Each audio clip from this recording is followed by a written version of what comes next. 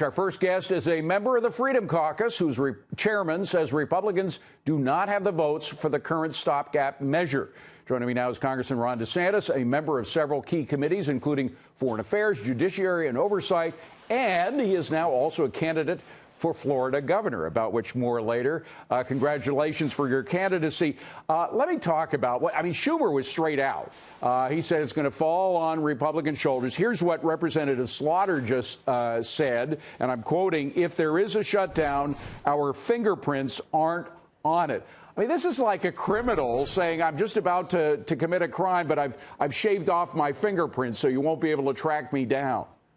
Well, you're exactly right. I mean, here's the thing. The House, we've already passed bills to fund the government for the whole year. We did that months ago. The Senate is just dysfunctional. They're not able to really do the basic tasks of being in the Congress. So we are where we are. I think it would be absolutely hazardous for Democrats to block funding for our troops, for our military equipment, simply because they're demanding benefits for illegal immigrants. It just shows you that they care more about illegal immigrants than they do about our American military. So I think we should call their bluff. I think a lot of them will end up folding. But if they don't, and you have Chuck Schumer filibustering funding for the military because he's worried about more benefits for illegal immigrants, I think that would end up blowing up in their face. Well, Congressman, I really don't know what they want in their heart of hearts, but I do know one thing. I mean, I don't know what they really feel about DACA or a budget deal or anything, but I know that above everything else, what they care about is November 2018. They want to retake the House. That is their firm goal, and they think if they come to any kind of agreement with this president, they won't be able to do it. They are convinced the only way to retake the House is to completely separate themselves and isolate, in their eyes, the president of the United States. That's why there won't be any deal, in my mind. Am I right or wrong? I think you're reading it right. I think Schumer and Pelosi decided, look, the energy in our base, the very far left, they don't want Trump. They want us to resist Trump. And so that's the easiest route for us to try to gin up that base to be able to retake the House. And I think it's an interesting theory. I think ultimately it's not going to work because look what's going on, David.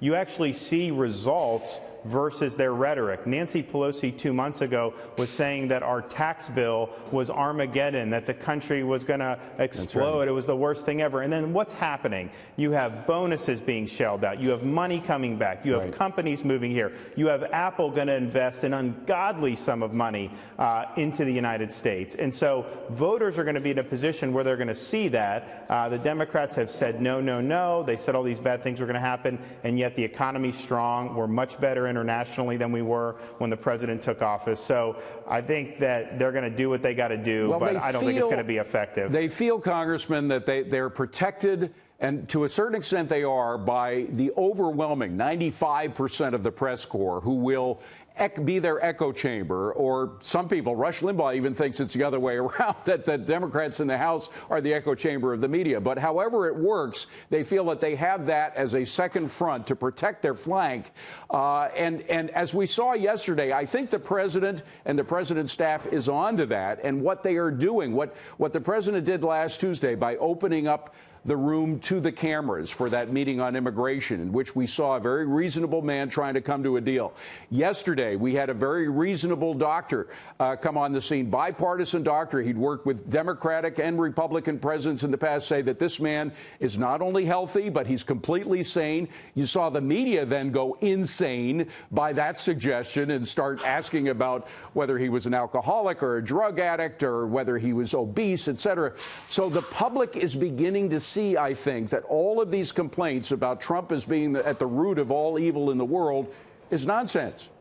And they remember 8 years of Barack Obama, where that same White House press corps, which berated that doctor, which is always yelling about Trump, they were basically the palace guard for Barack Obama. They protected him. They did not investigate key things. They did not hold him accountable. That is the role that they had. And so when people look at how low esteem the Washington press corps has in our country, it's because people can see they behave one way with Obama and the other way with Trump. But you're right. The Democrats think the media will blame Trump and Republicans no matter what. Yeah. I think the difference, though, is if Schumer forces a shutdown, Trump controls the executive branch. He's not going to shut down the World War II memorial. He can go out there and shake the veterans' hands when they go out there. So the president actually, I think, has the good hand here. It was within President Obama's interest to slow up the things people cared about in the government, which he did, sometimes even going out of his way to do that. And it's not in President Trump's interest.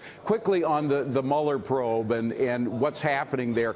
Is there any interest, and I've asked a lot of people this in Congress, on the part of the Mueller team to investigate either Fusion GPS, the whole Trump dossier mess, or the Uranium One deal, or anything other than still trying to find this mysterious collusion between Trump and the Russians?